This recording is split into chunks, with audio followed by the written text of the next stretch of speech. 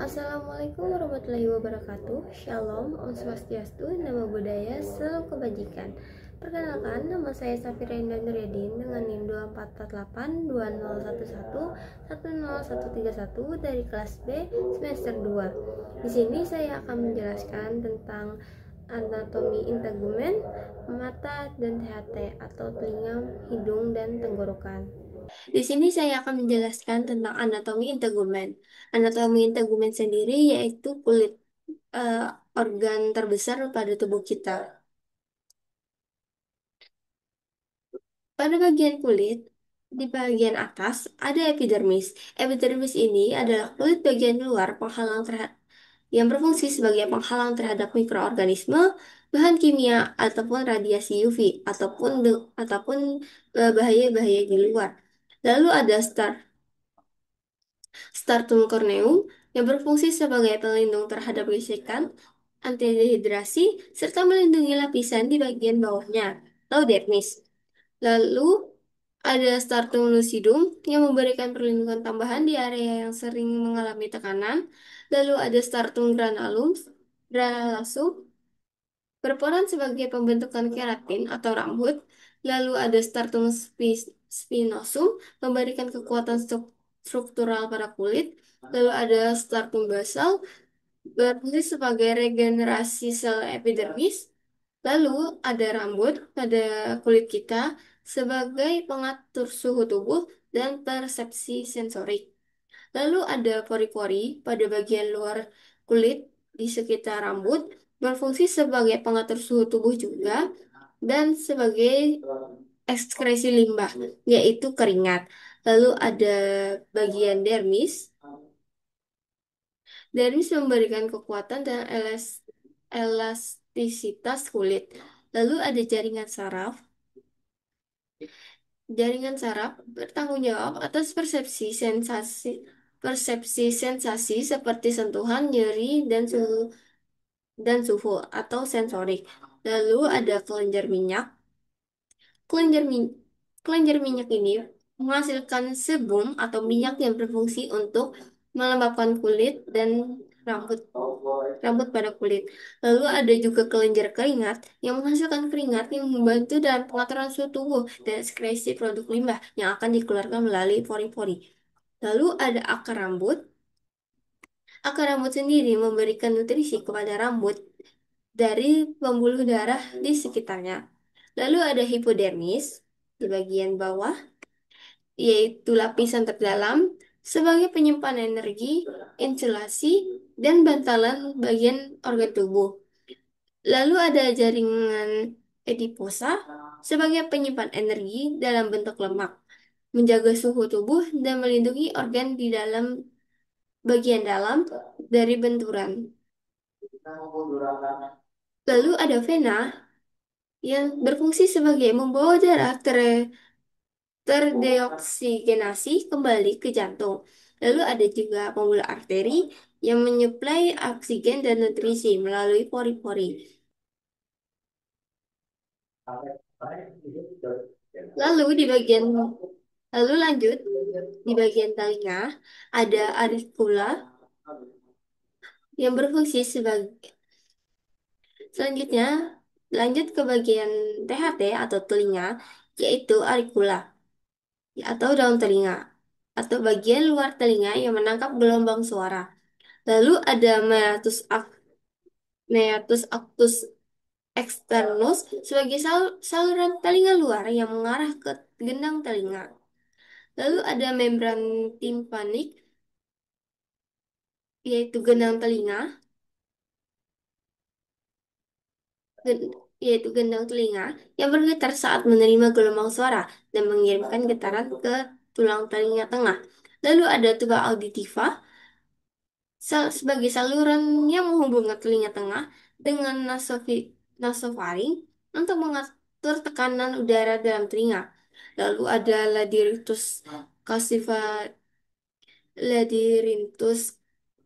vestibularis, yaitu bagian dari telinga dalam yang berfungsi untuk keseimbangan tubuh. Lalu yang terakhir ada cavitas timpani yang yaitu ruang berisi udara di dalam telinga tengah yang berisi tulang pendengaran.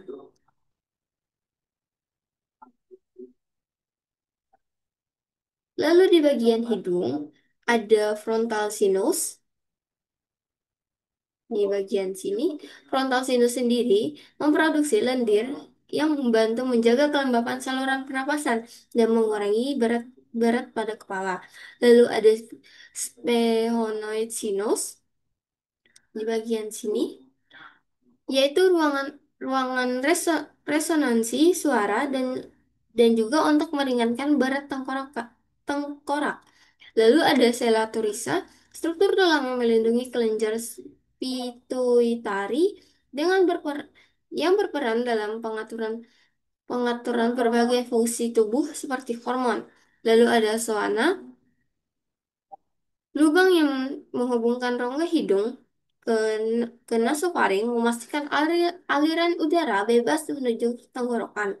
Lalu ada parin, pharyngeal tonsil yang berperan sebagai imun tubuh dengan menangkap dan memusnahkan mikroorganisme yang masuk melalui udara atau makanan.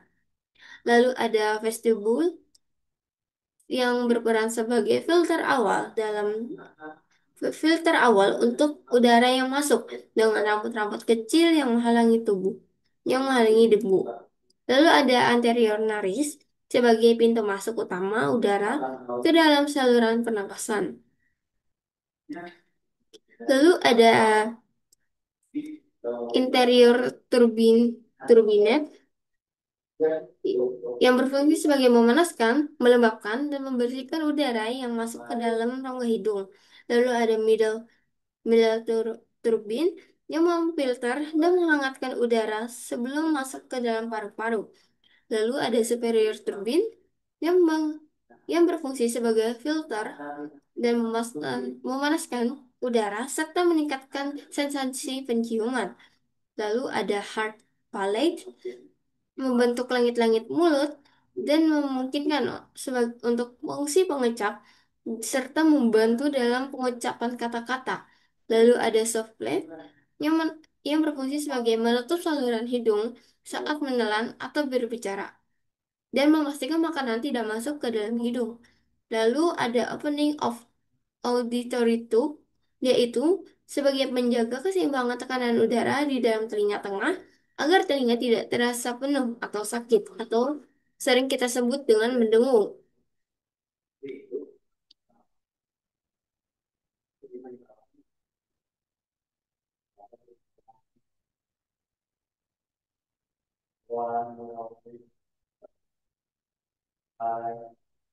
Lalu pada bagian tenggorokan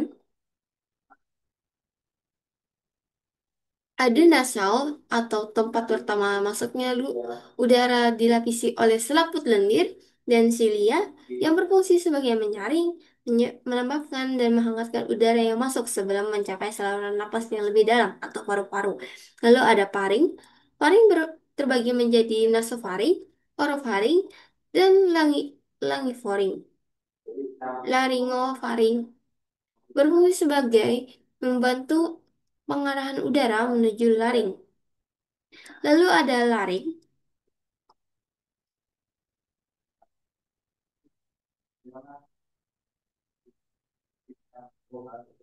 masuk ke bagian tenggorokan.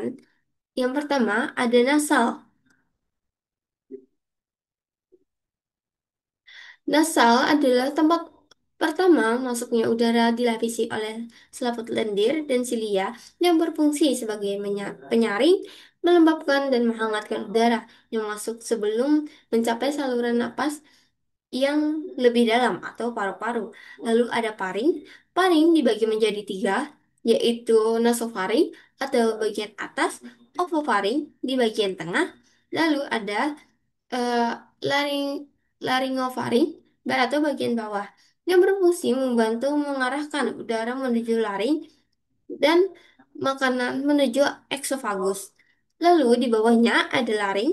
Laring melindungi jalan nafas selama menelan, memproduksi suara melalui pita suara, dan mengalirkan udara dari faring ke trakea. Lalu di bawah faring ada trakea. Trakea sebagai saluran utama udara dari laring bronkus, dari laring ke bronkus memiliki memiliki silia yang membantu membersihkan partikel asing dari saluran pernapasan. Lalu di bagian sini ada bronkus.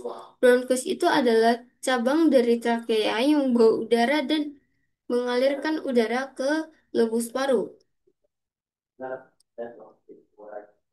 Lalu ada pulmodextra di bagian sebelah kanan. Pada pulmodextra ini ada tiga bagian, yaitu lobus lobus superior, lobus middle, dan interior. Lobus superior sendiri sebagai menerima udara dan melakukan pertukaran gas antara CO2 dan oksigen di bagian atas paru-paru kanan. Lalu lobus lobus middle yaitu yaitu sebagai pertukaran gas pada bagian tengah paru-paru. Lalu lobus inferior sebagai pertukaran gas utama dalam saat pernapasan dalam.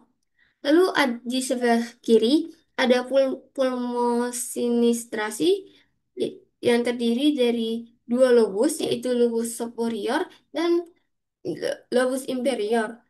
Lobus superior sendiri sebagai mengambil bagian dalam proses pertukaran gas dan bagian paru-paru kiri. Lalu ada lobus inferior, bagian bawah paru-paru kiri yang ingin yang juga berperan sebagai pertukaran gas, seperti di eh, pulmodextra.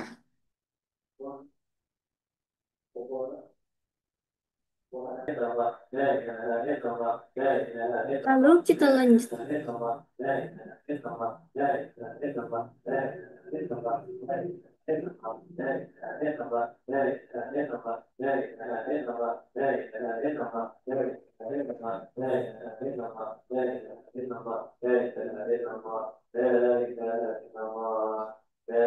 Lalu lanjut ke bagian mata. Yang pertama pada bagian mata luar yaitu sterilium atau alis yang berfungsi sebagai melindungi mata dari keringat atau air yang masuk ke dalam mata yang eh, turun dari dahi terus dia melindungi. Lalu ada palpebra superior, yaitu kelopak mata atas yang melindungi mata dan membantu dalam proses pembukaan serta penutupan mata. Lalu ada palpebra inferior, kelopak mata bagian bawah yang melindungi mata serta membantu mengalirkan air mata. Lalu ada angulus alveolus lateralis, yaitu sudut luar mata, tempat terbentuknya kelopak mata di bagian atas dan bawah bagian sini. Lalu ada tunika conjunctiva bulbi yang melindungi mata dan memproduksi lendir untuk menjaga kelembapan mata. Biasanya di bagian sini. Lalu ada caruncula larimalis, yaitu bagian kecil di sudut mata yang mengandung kelenjar air mata. Biasanya di bagian pelipis sebelah sini. Lalu ada Angulus oculeus medialis papilla yaitu sudut dalam mata, tempat bertemunya kelopak mata atas dan bawah, titik masuknya saluran air mata dalam dalam rongga hidung. Di bagian sini.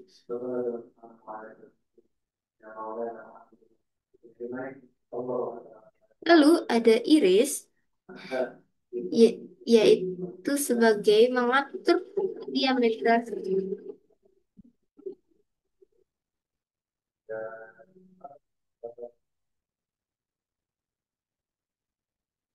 Selanjutnya ada angulus oculiomedialis sebagai sudut mata. Selanjutnya ada angulus oculiomedialis sebagai sudut dalam mata, tempat bertemunya kelopak mata atas dan bawah. Lalu ada papilla lacrimalis sebagai titik masuknya saluran air mata ke dalam rongga hidung. Lalu ada iris. Iris sebagai pengatur diameter pupil dan mengontrol jumlah cahaya yang masuk ke dalam mata. Lalu ada pupil. Pupil sebagai lubang di tengah iris yang mengatur jumlah cahaya yang masuk ke dalam mata.